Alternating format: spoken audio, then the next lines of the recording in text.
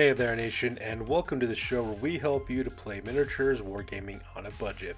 It is I, Commander Cheapskate, and we are back in the episode of the Underhive's Most Wanted, our series dedicated to the analysis of the Dramatis Personae fighters in Games Workshop's Necromunda. We'll discuss the fighters' characteristics, their skills, their weapons and war gear, their special rules, and provide more critical information to help you to dominate in your next campaign of Necromunda. And on today's episode, we'll be focusing on two very specific fighters, that is Psyreena Skar as well as Estus Jet, the Outlaw Hive Scum that are featured in Necromunda's supplement, Necromunda, the Book of Judgement. We'll be talking about these characters in depth and also giving you our overall impressions of these fighters. And because this video will be a little bit more of a deeper dive, I will put timestamps in the description box down below, so that way you can click and navigate to the fighter that interests you the most. So that being said, let's talk about Psyreena Skar and Estus Jet.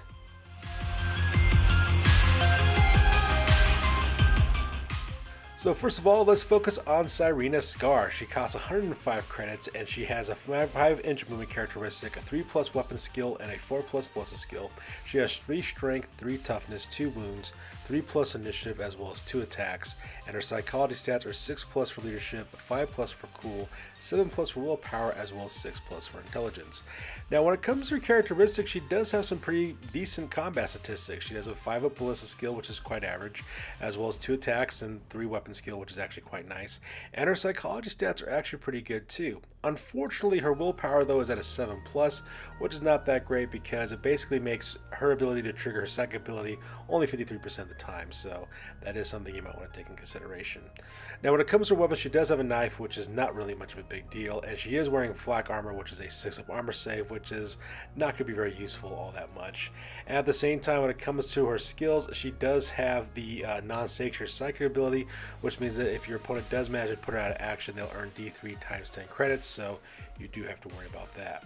Now when it comes to her special rules, she is an outlaw, so she can only be recruited by outlaw gangs, but she does have a psychic ability called Psychic Shockwave. Now this is actually a very powerful attack, which also has concussion, pulverize, and the reckless trait, which basically means that you'll be putting a -2 initiative to enemy fighters, also to enemy vehicle handling as well, which is quite impressive. It's also a pretty powerful attack in its own right as well.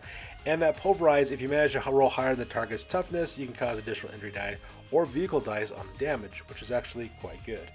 Now, in my opinion, for only 105 credits, she's actually not that bad at all. She could actually do quite some major harm, especially against enemy vehicles with her Psychic Shockwave attack, which could be really good for that as well. At the same time, she would also make a pretty decent Outcast gang leader, actually, with her psychology stats. 6+ leadership, 5+ cool, 6+ intelligence. That's actually quite good. Now her willpower is not that great, but that's perfectly fine because the moment you drop it down to 6 or even lower, she's going to become very powerful as well.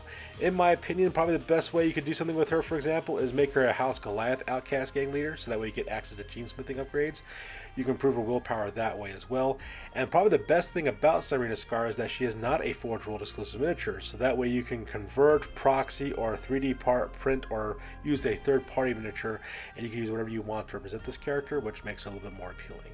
So those are our overall thoughts when it comes to Psyreena Skar, the Outlaw Hive Scum.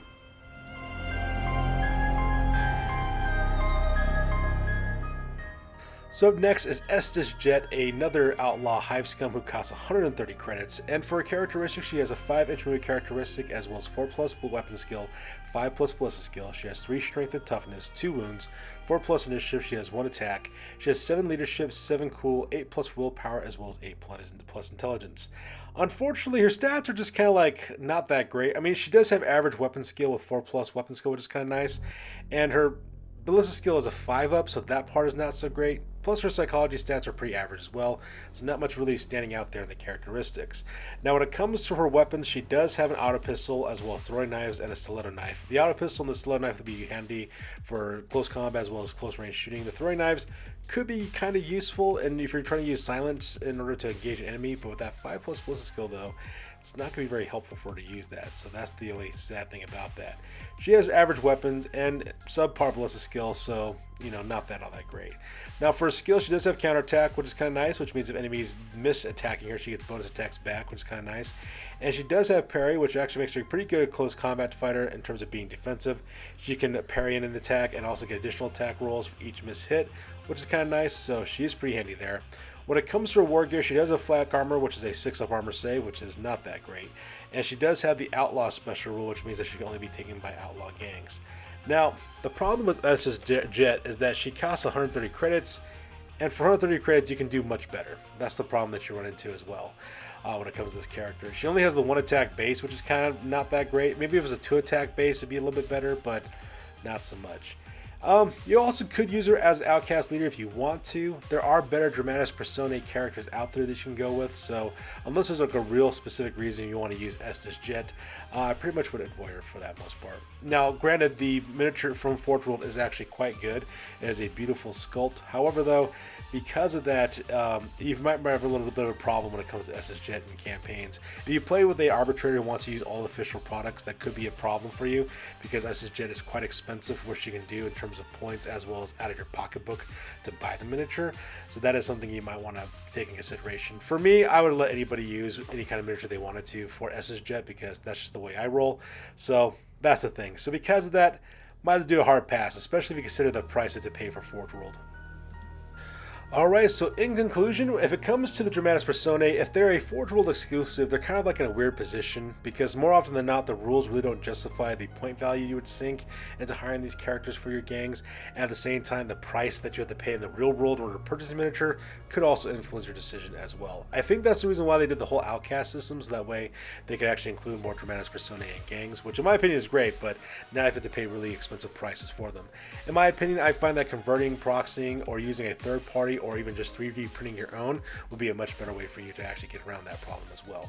But like I said before, we are talking about outcast gangs, so a lot of these guys would actually make pretty good gang leaders. It just kind of depends on how you want to play them and what kind of overall look you're going for.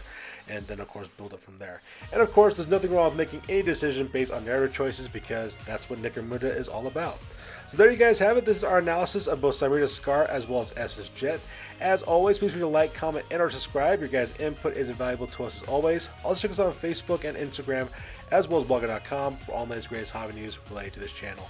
That's going to do it for this week, guys. We will catch you guys next one. Peace out and stay classy.